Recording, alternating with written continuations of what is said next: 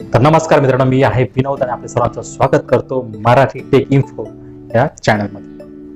मित्रांनो, आज आपण घेऊन आलो एक नवीन विषय असा मित्रांनो, जी इंडियन गव्हर्नमेंटची जी न्यू एज्युकेशन पॉलिसी 2020 आहे त्या संदर्भात त्या अनुषंगाने आज आपण व्हिडिओ तयार केला मित्रांनो. तर मित्रांनो, बघूया काय आहे न्यू एज्युकेशन पॉलिसी 2020. मित्रांनो, कुठे जाऊ नका, बघत राहा.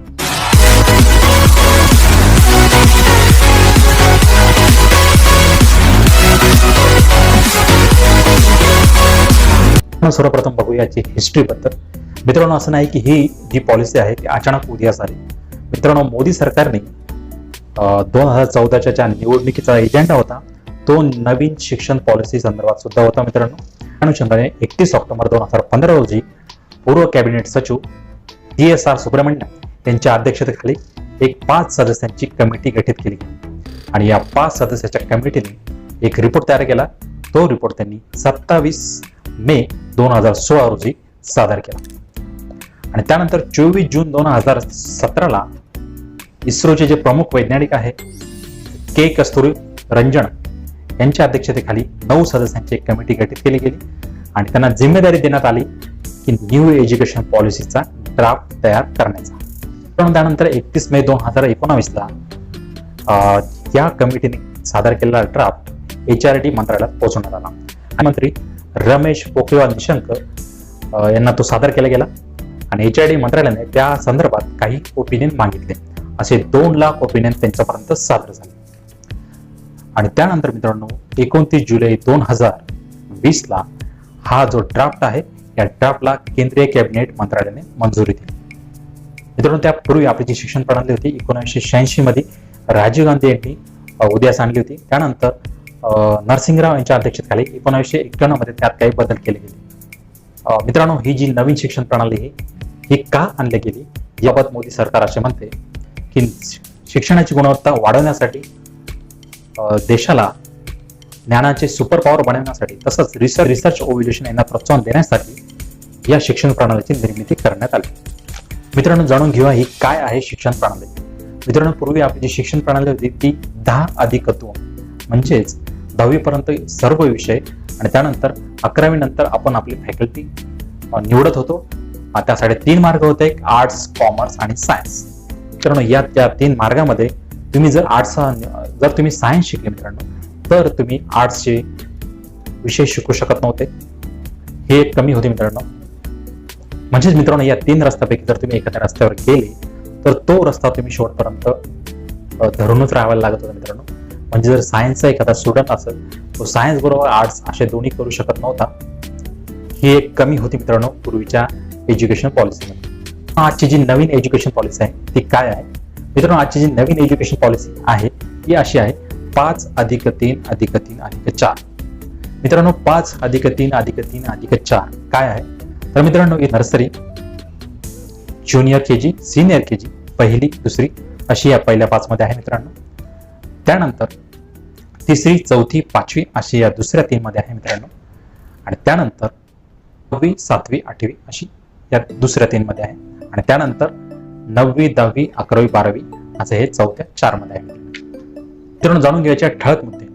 वर्ष 3 ते 6 यामध्ये जे शिक्षण देण्यात येणार आहे मित्रांनो त्यासाठी एक नवीन पाठ्यक्रम तयार करण्यात आला आहे आणि त्या पाठ्यक्रम खेळाच्या माध्यमातून मुलांना शिक्षण देईल मित्रांनो. आणि त्या अनुषंगाने शिक्षकांना काही ट्रेनिंग देण्यात येणार आहे किंवा काही ट्रेनिंग घ्यावे लागणार आहे मित्रांनो. आणि त्यानंतर मित्रांनो 1ली ते 3री म्हणजेच वर्ष 6 ते 9 यामध्ये मुलांना लिहिता आणि वाचता यावे यावर भर देण्यात येणार आहे मित्रांनो.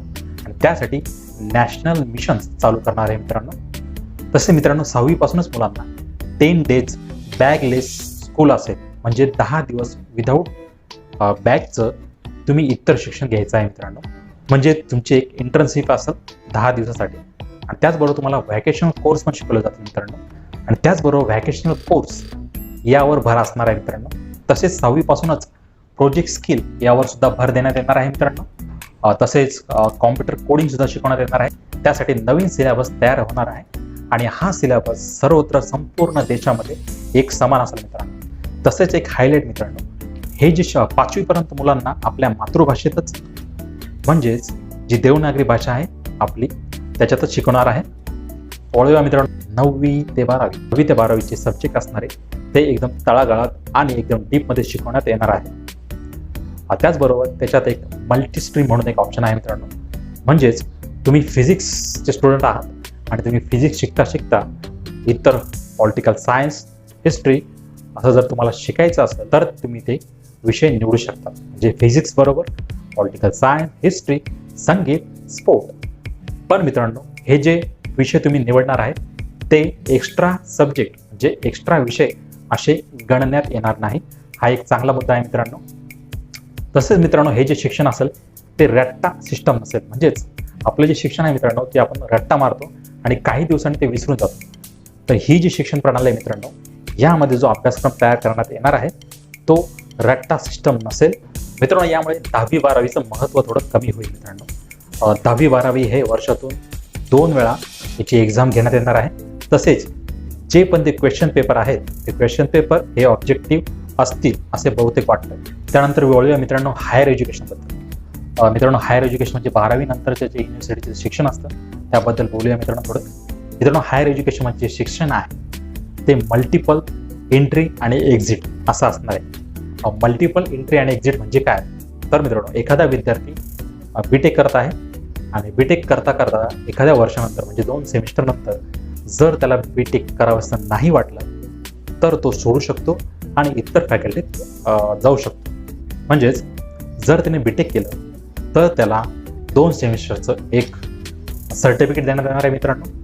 म्हणजेच जर 1 वर्ष कंप्लीट केलं तर त्याला 1 वर्षाचं सर्टिफिकेट, तसेच त्यांनी 2 वर्ष कंप्लीट केले तर त्याला डिप्लोमा सर्टिफिकेट आणि जर कोर्स पूर्ण केला तर त्याला डिग्री सर्टिफिकेट देण्यात येणार आहे मित्रांनो. पुढच्या एज्युकेशनसाठी हे जे रेकॉर्ड आहे मित्रांनो ते कन्सिडर होणार आहे. तर मित्रांनो, बोलूया BA, BCom, BSc बद्दल. मित्रांनो, BA आणि BCom हे सध्या 3 वर्षासाठी आहे. तर मित्रांनो, या BA आणि BComची 2 विभागणी केली आहे. जर एखाद्या स्टुडंटला नोकरीसाठी जर शिक्षण घ्यायचं असेल BA, BCom तर जी डिग्री असणार आहे ती 3 वर्षासाठी असणार आहे. तसेच जर त्याला रिसर्चच्या अनुषंगाने शिक्षण घ्यायचं असेल त्यासाठी जो कोर्स असणार आहे ती 4 वर्षाची डिग्री असणार आहे मित्रांनो. हा यामधला फरक आहे. त्यानंतर 1 वर्षासाठी पोस्ट ग्रॅज्युएशन, त्यानंतर 4 वर्षाची PhD. मित्रांनो, MA आणि MPhil हे याच्यातून वगळण्यात आलं आहे. तसेच मित्रांनो, जे शाळेनंतर जे कॉलेजचं ॲडमिशन आहे त्यासाठी एक कॉमन एंट्रन्स एक्झाम तयार केली जाणार आहे आणि त्यासाठी नॅशनल असेसमेंट सेंटर उभारले जाणार आहे मित्रांनो. आणि ही जी कॉमन एंट्रन्स एक्झाम असेल ती सर्वीकडे समान असणार आहे मित्रांनो. ही मला एक चांगली गोष्ट वाटली मित्रांनो. तसंच एक मुद्दा आहे मित्रांनो, मुलांच्या रिपोर्ट कार्डमध्ये जसे शिक्षक मूल्यांकन करत होते तसेच स्वतः विद्यार्थी सुद्धा स्वतःचे मूल्यांकन करू शकतात.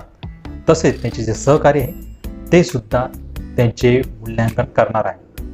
त्यासाठी एक नवीन वेगळा सेपरेट असा कॉलम देण्यात येणार आहे. मित्रांनो, आपण शाळेमध्ये आणि कॉलेजमध्ये शिकतो तर आपले शिक्षक आपल्याला मार्गदर्शन करतात, आपलं मूल्यांकन करतात. पण मित्रांनो, एकदा कॉलेज आणि युनिव्हर्सिटीचं शिक्षण झालं तर आपणच स्वतः आपलं मूल्यांकन करतो.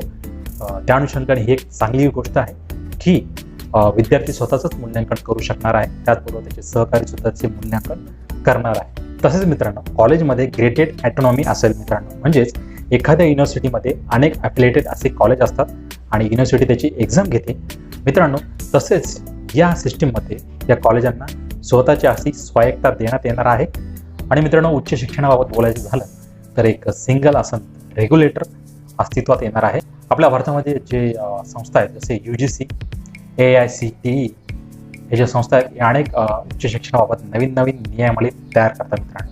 या सर्व संस्थांना एकत्र घेऊन हे सिंगल रेग्युलेटर तयार करण्यात आला आहे मित्रांनो. हा एक अतिशय उत्तम प्रतीचा असा निर्णय आहे. म्हणजेच सर्वीकडे नियम आहे ते सर्व समान असतील मित्रांनो आणि शिक्षणाचा जो दर्जा आहे तो सुद्धा मित्रांनो सर्वीकडे समान असेल. असं नाही की दिल्ली युनिव्हर्सिटीमध्ये जे शिकवलं जातं ते महाराष्ट्राच्या एखाद्या दुसऱ्या कॉलेजमध्ये नाही शिकवलं जाणार. मित्रांनो, सर्वीकडे जे शिक्षणाचे जे स्टँडर्ड असेल ते सर्वीकडे एक समान असेल. त्यामुळे ही एक चांगली आणि अत्यंत चांगली अशी योजना आहे. तसेच अनेक प्रायव्हेट कॉलेज जे अवघ्या फी मुलांकडनं घेतात त्यावर सुद्धा मित्रांनो चाप लागणार आहे. त्या संदर्भात फी कॅप म्हणून नवीन तयार करण्यात येणार आहे. आणि त्यानंतर मित्रांनो, रिसर्च प्रोजेक्टच्या फंडिंगसाठी अमेरिकेच्या स्टेजवर एक नॅशनल रिसर्च फाउंडेशनची उभारणी करण्यात येणार आहे. आणि हे नॅशनल रिसर्च फाउंडेशन सायन्स बरोबर आर्ट्सच्या रिसर्चला पण फंडिंग करेल, ही एक अत्यंत चांगली गोष्ट आहे मित्रांनो. रिसर्च आणि इव्होल्युशन ही एक चांगली गोष्ट आहे. म्हणजेच मित्रांनो इथं टेक्नॉलॉजी आणि व्हर्च्युअल लॅब यांना महत्त्व देण्यात येणार आहे. तर मित्रांनो ही झाली नवीन शैक्षणिक प्रणाली 2020. तर मित्रांनो याच्यात बघूया काय काय वाटते आपल्याला तोटे. मित्रांनो याच्यात तोटा असा काही नाही, पण ही जी शिक्षण प्रणाली आहे ही अस्तित्वात आणायला आणि तिचा अवलंब होण्यासाठी खूप अशा परिश्रमाची गरज आहे मित्रांनो. कारण मित्रांनो आता जर बघितलं आपण आजच्या जे सरकारची शाळा आहेत, जे कॉलेज आहे, त्याची स्थिती आपल्या सर्वांना माहीत आहे. आणि जे आपल्या भारतामध्ये जे ग्रामीण भाग आहे तिथे तर अत्यंत वाईट अशी परिस्थिती मित्रांनो. टेक्नॉलॉजीची जर गोष्ट केली तर अशा शाळेमध्ये हे टेक्नॉलॉजी कसे पुरवतील हा एक नवीन प्रश्न आहे. त्याचबरोबर मित्रांनो शिक्षकांची जी संख्या आहे ती अत्यंत कमी आहे आणि हे सरकारी आकडे सांगतात मित्रांनो. आणि ग्रामीण भागाबद्दल बोलायचं गेलं मित्रांनो तर टेक्नॉलॉजीचा तिथं अत्यंत अभाव आहे. म्हणजे एखाद्या सिटीच्या कडेला तुम्ही जर बघितलं, एखादे ग्रामीण भाग असेल तिथं नेटवर्कचा इश्यू आहे. पण मित्रांनो सरकारचं याबाबत असं म्हणणं आहे की आपला जो GDP आहे त्याचा 6% पैसा हा शिक्षणावर खर्च करणार आहे. हा एक चांगला निर्णय आहे. सध्या GDPचा 3% पैसा हा शिक्षणावर खर्च होता, हा खूप कमी आहे मित्रांनो इतर देशाच्या तुलनेत. मित्रांनो हे एक सरकारकडे एक नवीन मिशन आहे आणि या नवीन मिशनचे काय होतं मित्रांनो हे आपल्याला कळेल. मित्रांनो खूप अडचणी येतील. तर मित्रांनो बघूया या नवीन शिक्षण प्रणालीमध्ये काय चेंजेस होतील. आणि काही प्रणाली फक्त कागदावरच राहते. मित्रांनो याच्यात तोट्या संदर्भात बोलायचं झालं तर 5वीपर्यंत मातृभाषेचे शिक्षण आहे ते इथं ठेवलं आहे. पण मित्रांनो समजा हैदराबादला एखादा स्टुडंट आहे आणि तो हैदराबादला तिथल्या भाषेमध्ये शिकतो आहे आणि त्याच्या घरच्यांची जर बदली जर महाराष्ट्रात झाली आणि त्यानंतर त्याला हैदराबादचं शिक्षणानंतर डायरेक्ट महाराष्ट्रात मराठी बोलली जाते आणि मराठी शिक्षण हे त्याला समजणार नाही मित्रांनो. त्यासाठीच बघूया सरकार काय नियम काढते. तर मित्रांनो अशी आहे ही नवीन प्रणाली. मित्रांनो तुम्हाला हा जर व्हिडिओ आवडला असेल तर कृपया करून लाईक करा, जास्तीत जास्त शेअर करा आणि जर तुम्ही नवीन असाल तर कृपया करून आपल्या या चॅनलला सबस्क्राईब करा आणि बेल घंटीवर क्लिक करून ऑल दाबा मित्रांनो. तुमची रजा घेतो. तोपर्यंत जय हिंद, जय महाराष्ट्र.